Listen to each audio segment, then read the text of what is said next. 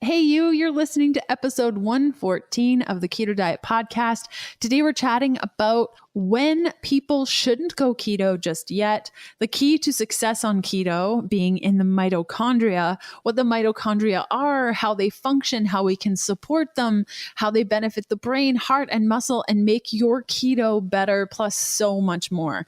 This topic means a lot to me because there are a lot of, I would say, biohackers in the space that are very focused on mitochondria, and they go way elaborate with all the things we need to do to support our mitochondria and spend a lot of money and do all these things when it's as simple as using the sun.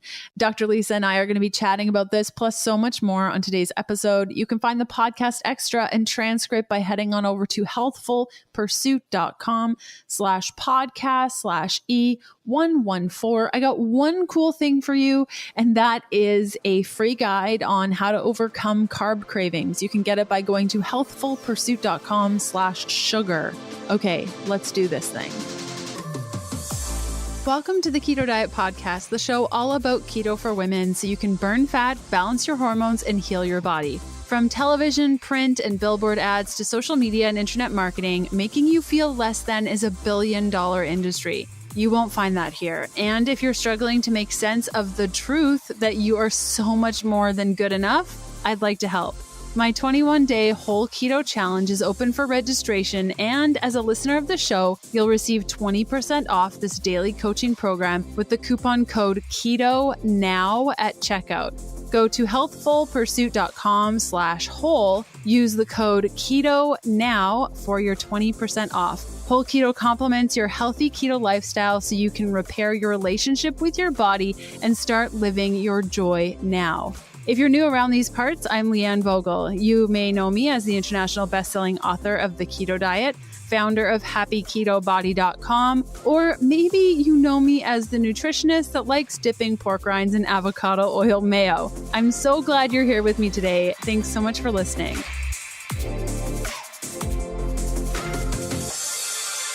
Our guest today is Dr. Lisa Saff Koche, who is triple boarded in internal medicine, bariatrics, and anti-aging and regenerative medicine.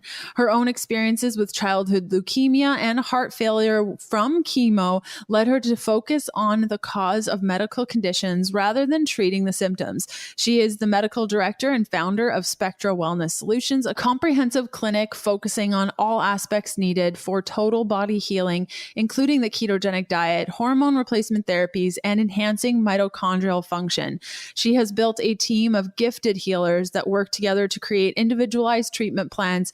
She has several signature programs for optimal performance, including the Ignite program featured in her first book, Get Lit. Dr. Koche has lectured nationally and has been featured on numerous radio and TV segments. Dr. Koche is an amazing human, and I am so excited to have her on the podcast.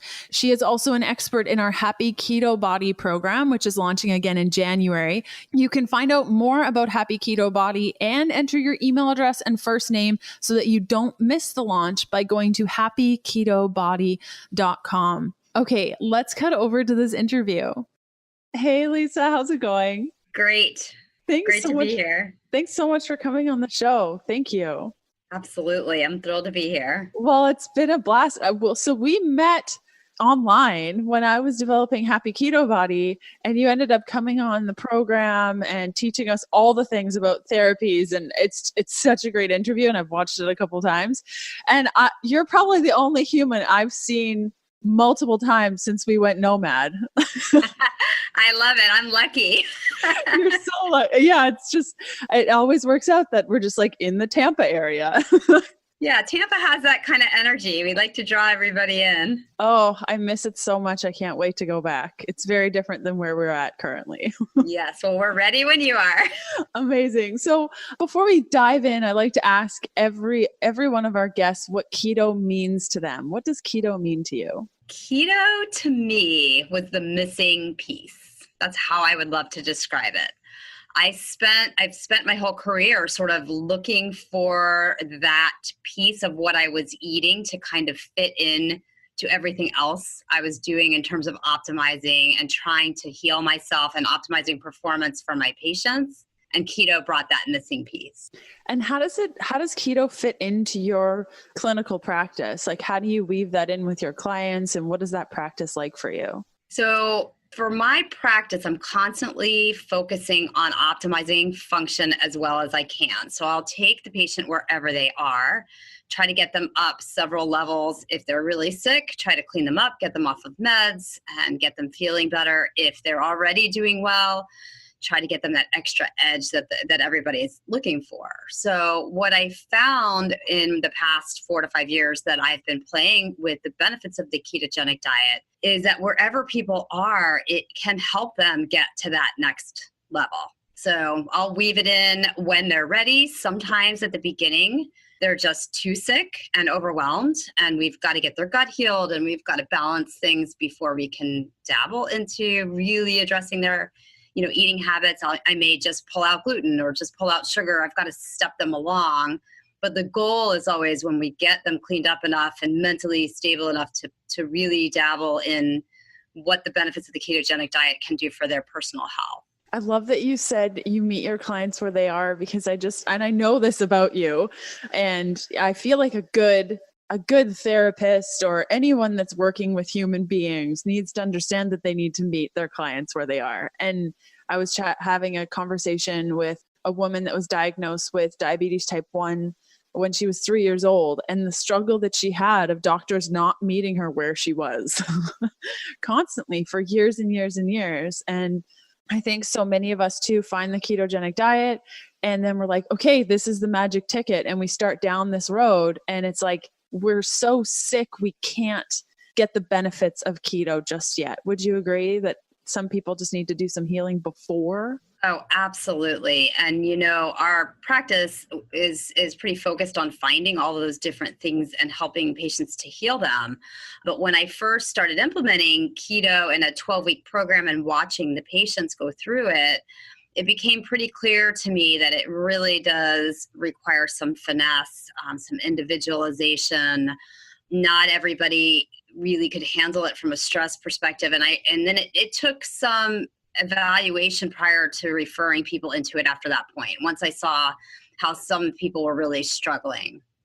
Back to today's episode in a sec.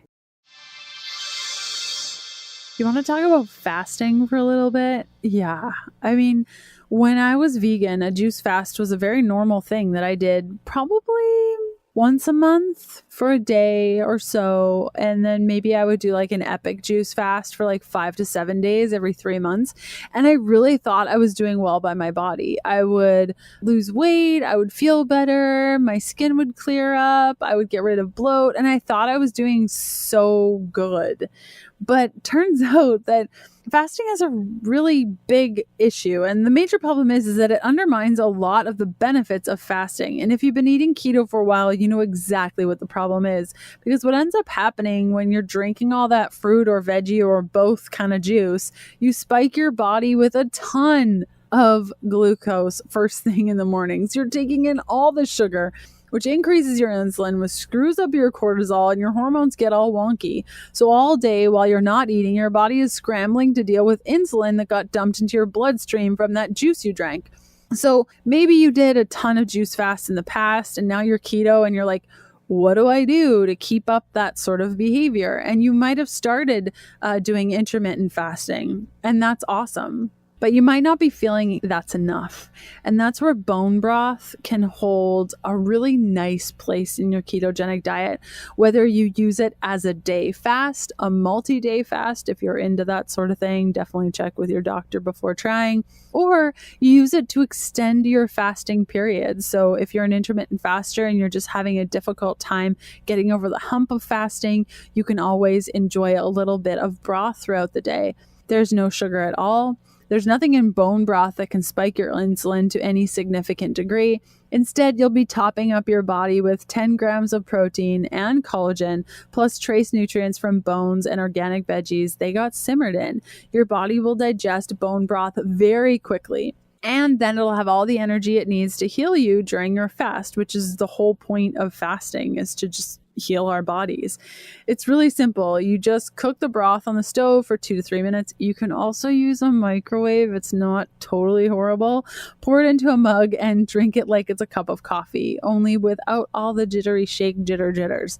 If you want to try bone broth for yourself, I highly recommend Kettle and Fire. You can head on over to kettleandfire.com/keto podcast, get an instant 15% off discount on 6 cartons or more, or just head on over to Kettle and Fire, use the coupon code Keto Podcast and get that 15% off. It also includes free shipping, whether you use the URL or the coupon code. And I'm just really stoked to share it with you. It's a practice that I've had for a couple of years. I think you may love it.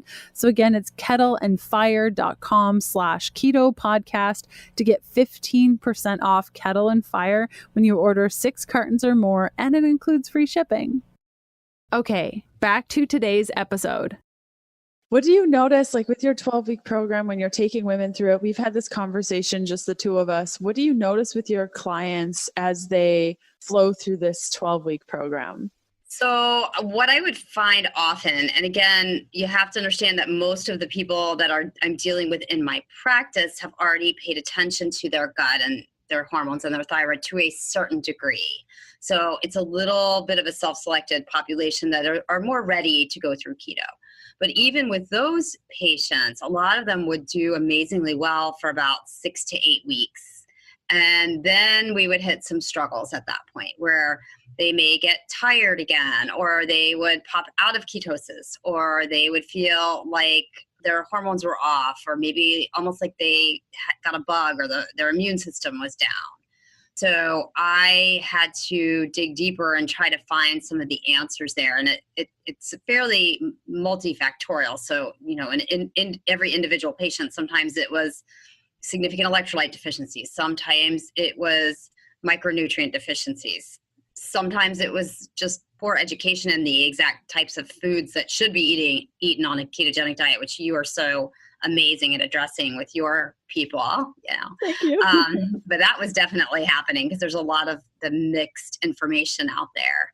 So trying to kind of go through and figure out for each person where they may be getting stuck was a challenge. And I know a lot of women listening right now are like, what? Dr. Lisa is a doctor and she understands keto and she respects the female body and how we relate differently to different changes in our diet. And they might be feeling really frustrated with like, but how do I find a doctor? I'm really far away from Tampa and she sounds amazing. How do I find a doctor? So we're actually going to be chatting about that in our little 10-minute clip that we'll put together for our Keto Unlimited members, because I think it's so important that people feel supported in their health and wellness plan, and that the doctors, and I'd love to focus on this next, are constantly learning. Like that's what I love about you is every time I talk to you, you're on a totally different thing. And you're like, I've done so much research on this. I had no idea. And it's just so inspiring and encouraging, not only for me as a practitioner, but also I'm sure for your clients to feel like they're being loved and cared for because you're so passionate at what you do. So what's like the therapy that has you all lit up right now? Because I know it's totally different. Okay, well, I'm excited to talk about the how to find a practitioner and how to feel supported piece. So just really quick, I'd love to comment on that, which is that, a lot of people that are not practitioners or physicians that are in this space do make a lot of comments about how, doctors are the problem. And I would love to just say for a second, it very well may be in your particular case, but that's not what physicians that's not why we go to medical school. The problem is more in the education itself, where we're not taught these things and we are sort of forced to learn this on our own. So I think my own personal passion, I've been very gifted in that my biggest adversities have been, my gifts, where I have been gifted with illness since the young age of 15. So starting with leukemia and then with heart failure from chemo, Hashimoto's, psoriasis, sinus problems, delivering my second baby under general anesthesia. It just doesn't stop. So that's kind of what's caused me to continue to pursue what I like to describe as the why. I went through school asking why. And so right now, if the thing that's got me most excited is evaluating the role that mitochondrial function is playing in every disease. And I find it funny because since I've trained in integrative medicine over the past 15 years, we focus so much on things, on all the systems, the adrenals, the thyroid, your hormones, and nobody has talked about the mitochondria until maybe the past 5 years, I would say. Wouldn't you agree? I mean, it's not been out there. Yeah. Like in school 10 years ago, we chatted a little bit about it, but just that it existed, but not that we could do anything about it. And then when I found keto, a lot of the stuff I was reading was saying that it was improving mitochondrial function, but didn't really also get into it. So yeah, I would agree. I would definitely agree. Yeah. And I think, if you ask me what really launched me on the ketogenic path, it's what still has me passionate to, right now, which is hearing a talk with Dom D'Agostino and Dr. Mercola, where they mention the ability of the ketogenic diet to trigger not only improved mitochondrial function, but mitochondrial biogenesis, which literally means you can make new mitochondria. So, if people don't know what mitochondria are, they are these small organelles that are inside of our cells that produce ATP, which is energy. And I always thought, and hey, I went to a great medical school, that you were given mitochondria, and then if you trash them with chemo or processed food or whatever else, environmental toxins, they were gone. And when I said the missing piece at the beginning of our chat here, here was something that was actually a diet, the way you were eating, and it could make brand new mitochondria. Well, I was in, immediately at that point.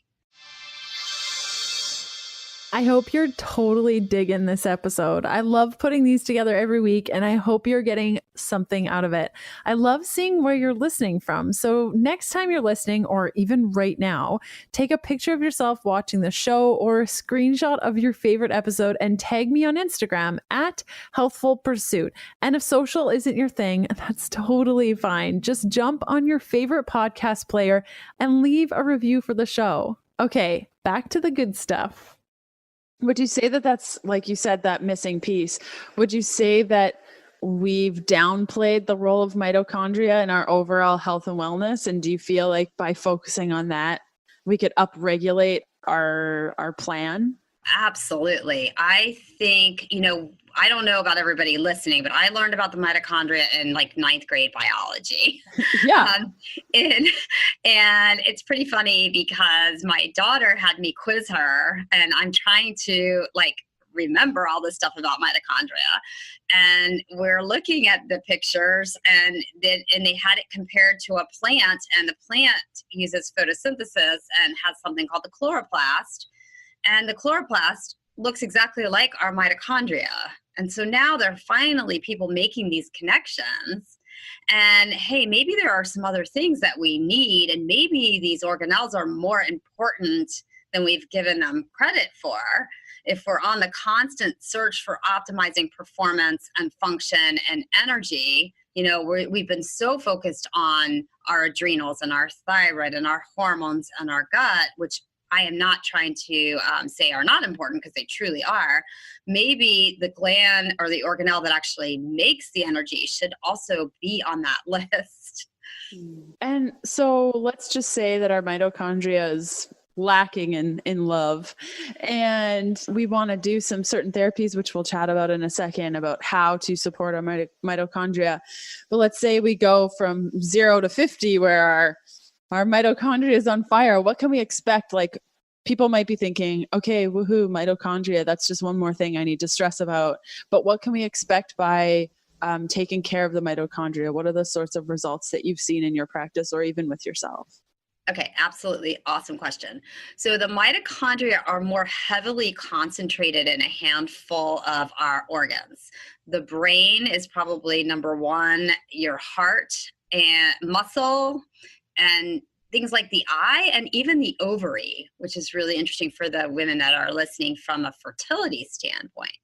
So, for my own personal journey, when you deal with chemo-induced heart failure, that is literally a direct toxicity going after your mitochondria in your heart. So I have had significant benefit in cardiovascular function with utilizing the ketogenic diet and intermittent fasting to a certain degree over the past 5 years. And I'm definitely more of a cyclical keto eater, just because my body needed that TLC of not constantly staying in ketosis. But I see a lot of benefits with focus, with brain function in general, sort of improved clarity and improved mental just power. Definitely energy, which can come from the cardiovascular support of the mitochondria.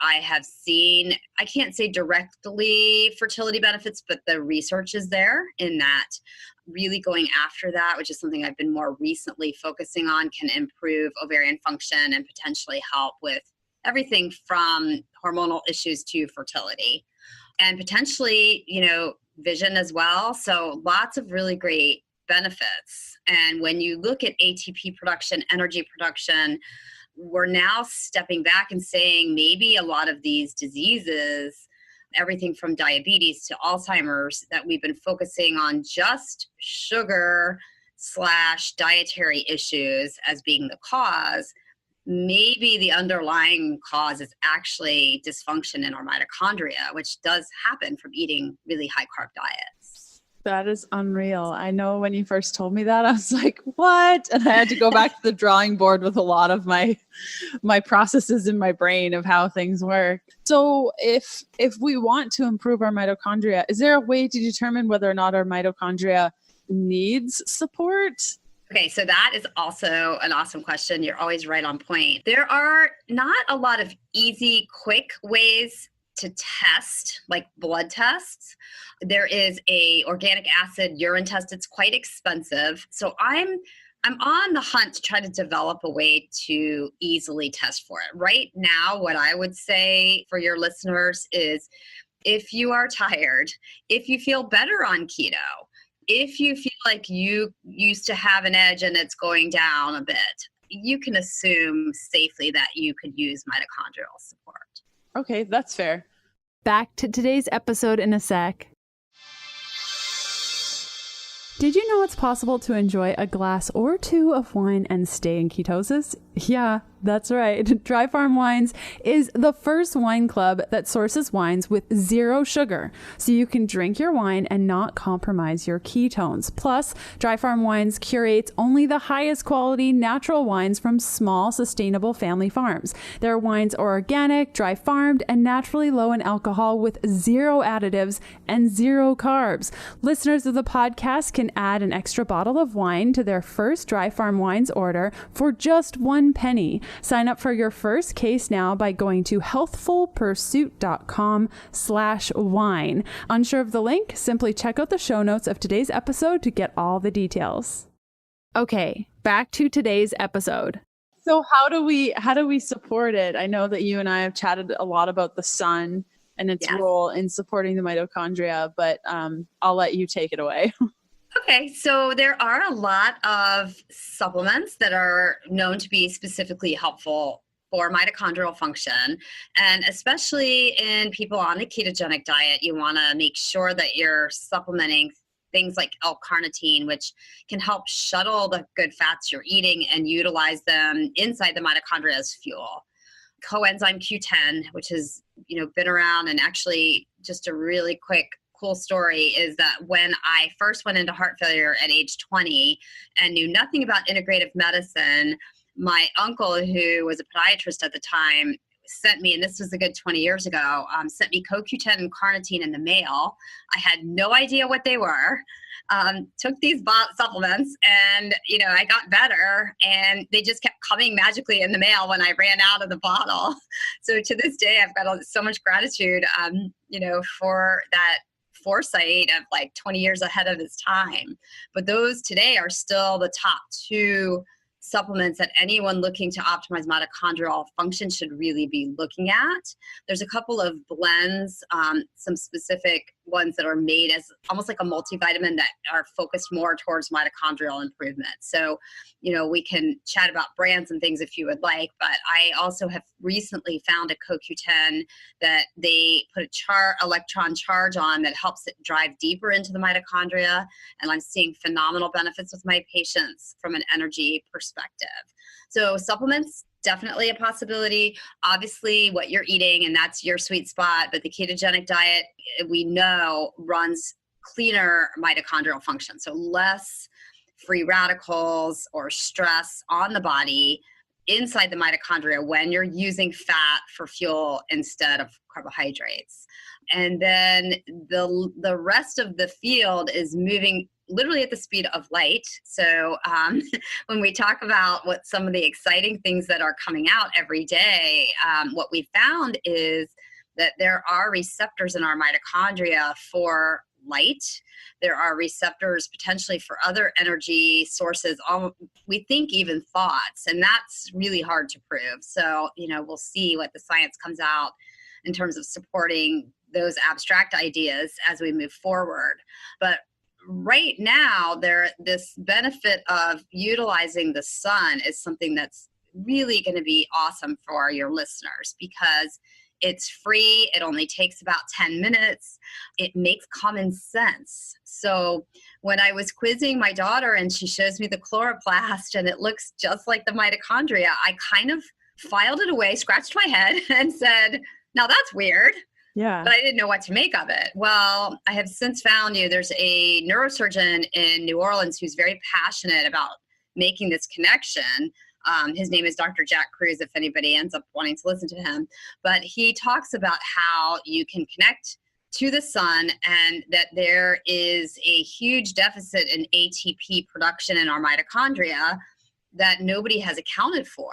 So as I started looking this up a little bit more, it turns out that the rays of the sun, especially early in the morning, are very beneficial to several different pathways, but it all goes back to the mitochondria in our body. And the pathways, the sun rays need to enter through your retina. So you have to take your glasses off or try to get outside, without contacts on. And if your listeners can just put their bare feet in the earth, so grounding, which also has a fair amount of research coming out more and more every day. So bare feet in the earth, or just go ahead and sit down and gaze not at the sun directly, but off about 10 degrees. Obviously, you want to do this before 10 a.m. if possible, and let those rays get into your retina. They seem to be activating pathways that can help, again, with mitochondrial biogenesis, ATP production, really, really interesting things that have not been fully delineated yet and need more research. But when it's free, easy, 10 minutes, a great time for reflection and gratitude, then why not go for it? Yes. And after you told me this, just an FYI, we flew back to Vegas because our RV was in Vegas, and I started doing a 15-minute yoga practice outside before 10 a.m. And I guess it's been, when did I see you last? Maybe 2 months. Yeah. So I guess it's been about 2 months that I've just been doing it every morning. It's so easy. And my energy's a lot better. My thoughts are clear. And it's also just really nice to sit outside and do some movement. And it's not even, I don't use an app or anything for the yoga. I just move however, which is awesome because you're connected. And I think, there are a lot of people now also talking about the dangers of all of the Wi-Fi, EMFs, blue light, fluorescent light. And I always choose in my career and practice to focus on the positive instead of the doom and gloom. And if we can optimize mitochondrial function, it seems like these EMFs and frequencies are probably affecting us through our mitochondria. If we can make more and keep them healthy and go back to what we're supposed to be, which is more like a plant, we need the earth, we need the sun, we need to be talked to nicely. And water. And we need water. That was the last one. So if we can just view ourselves and maybe, like you said, you're just free flowing in your yoga moves. The plant just hangs out in the dirt, flowing in the wind. I think that 10 minutes of reconnecting to our essence, the beauty of this is it may be connecting a bit of this being present spirituality to actual scientific proof that it's working through our mitochondria. Yeah. And you're so good at merging those two worlds together. It's unreal how well you are at doing that. So let's chat about your book, because it does such a great job at merging those two worlds together. So take it away. Why did you write it? What's it about? What have you seen so far? Awesome. So it's always been a passion of mine to try to share my experiences on my personal journey and my knowledge of working with, over 6,000 patients just today in my practice, but 15 years of integrative medicine, to be able to share it on a much bigger scale. And I'm very excited that I'm finally starting to do this with the help of wonderful podcasters like my dear friend Leanne here. But also wanted to write a book so that people could have an easy and simple guide. That was really my primary goal in writing it. I had the support of an amazing healer who has a ton of nutritional knowledge. He was working for one of the main nutraceutical companies at the time and just came in and said to me, "You have too much amazing things that you're doing and things going on in this practice. Let's write you need to write a book." And when I said, I don't have time, I can't pee, and I have a 2-year-old and a full practice, he said, "I'm going to help you." So it was his idea to do this in a question and answer format. And he has a radio show in LA, which is pretty cool at this point. But we went through trying to compare how a person in their day-to-day life could look at their body more like how an athlete looks at their body. So how do we optimize this gift, this body, that vessel that we've been given on every level, but in a non-overwhelming way, in an easy way, with, something that's not going to take me, a month to read and have to take sticky notes. And so we made it pretty simplified. It's in 3 sections: body, fuel, and mind. The body section, you can kind of flip through. There's question and answers. If you have a thyroid problem, if you have a gut issue, I touch on the top things that have helped my patients. So some of the ones you haven't heard of, which are upper cervical chiropractic, which is an adjustment using a sound wave, and how you may be able to find a practitioner in your area. So you can kind of flip through the body piece. The fuel piece, I wanted to find a way, because I'm not a great cook and I'm, multitasking like most of your listeners, to kind of simplify all the information out there in the keto/paleo/ world. And I turned it into a non-recipe, because I kept hiring nutritionists, and my good friend and I finally just looked at each other and said, nobody really, they may want to do some of the recipes, and I save, when I'm ready to do that, I pull out, your book for sure. But they may want to they just want to grab something here, there, and everywhere. And can we make this simple? So I kind of took all of the reference books and turned it into a turnkey, 2 main principles: serving sizes, portions, instead of, really measuring out macros other than the carbs, and made a turnkey, easy section on the fuel. And then the mind piece, which is, something that is one of my main passions, of trying to help people get into personal empowerment and making them self-aware. So that also is simple. And what I've done is created a scale where patients can find where they currently are in terms of personal empowerment / self-care, and given them simple tools to kind of get to the next level without being overwhelmed.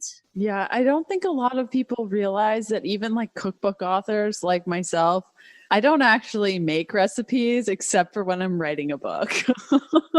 I don't. And, there's certain concepts like, I can blend cashews in a blender with water and use that as a base for sauces. So now I know that this concept exists and I'll use it again, but I might not use the same spices that I did when I followed the recipe. So that's what I like about your book. It's just like, here are the concepts, and now you can as an example, use that cashew blended stuff in this and this and this and this, and this is how you can use it. So you have this one strategy that you're using multiple ways to make multiple different types of meals. And that's how I eat. I'm not fancy, and Kevin hates that, because especially when I'm writing a book or I'm working on recipes with a blog or a partner or something, he's like, this is so good, but I know I'm never going to get it again. And he's right, because who has time for that? Really, it's all about just like, oh, I can use cauliflower in that way. Cool. Filing that away and then using it in different ways, but a lot simpler. So I think it's so important to be realistic with the way that we're eating. And your book is so great. And what I like about it is the question and answer, the way you respond is exactly the way that you talk in real life. So you really feel that energy come through in the words, which I really like, because I think sometimes we can get into writing books and then our voice is kind of taken away from it and it loses that magic that is the author itself. So you did a great job at keeping that voice alive in the pages. Well, thank you. And I think, when you mentioned the thing about the recipes, just real quick, I think it also plugs into empowerment again, because, then you can say, I'm too busy. I'm going to take a little bit of this, a little bit of that. This is my day-to-day life. But hey, it's date night. And, I think I'm just in the mood. Let's just cook together and make one of these really cool recipes. It can become something that's fun instead of, oh my God, every day I have to find a recipe and a way to make this work. So that was really the point of putting that in the fuel pages and the mind piece as well of, what works for me in a really simple manner that people can start tomorrow. And it was an interesting time period between doing the question and answer section and really finalizing my program that comes with the book, because I was testing it on people and on myself, and I kept changing it because it wasn't quite there. So it was very exciting when I finally was able to put it all together. And we've got a program kit that comes with it with a lot of tools that'll continue to make it easy for people to get started. Cool. And where can people find your book? And I'll include these links in the show notes too. But okay, awesome. So our website is www.spectrawellness.com, and there's a link on the website. You can also find the book on Amazon, Get Lit, and you'll be able to order it right there.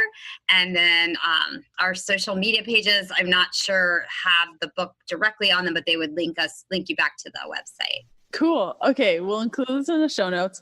And my last question to you is, what do you think is missing in the keto space right now for women? So I would say more of the self-love, for sure. I think you have done a great job with that, but I think we need more. Balance, letting women know that they don't have to be everything all of the time.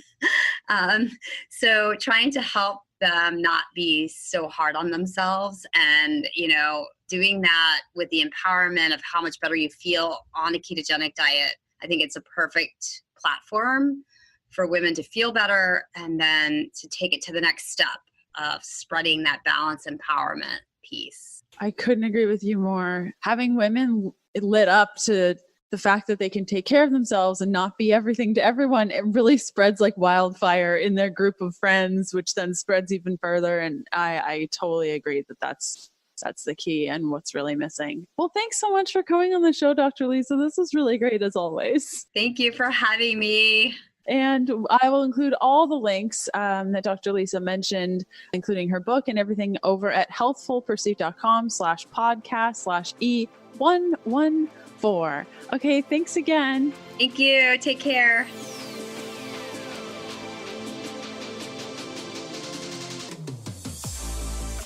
Thanks for listening to the Keto Diet podcast. Join us again in a couple of days to discover more keto for women secrets for your fat-fueled life. The Keto Diet podcast, including show notes and links, provides information in respect to healthy living, recipes, nutrition, and diet, and is intended for informational purposes only. The information provided is not a substitute for medical advice, diagnosis, or treatment, nor is it to be construed as such. We cannot guarantee that the information provided on the Keto Diet podcast reflects the most up-to-date medical research. Information is provided without any representations or warranties of any kind. Please consult a qualified physician for medical advice and always seek the advice of a qualified healthcare provider with any questions you may have regarding your health and nutrition program.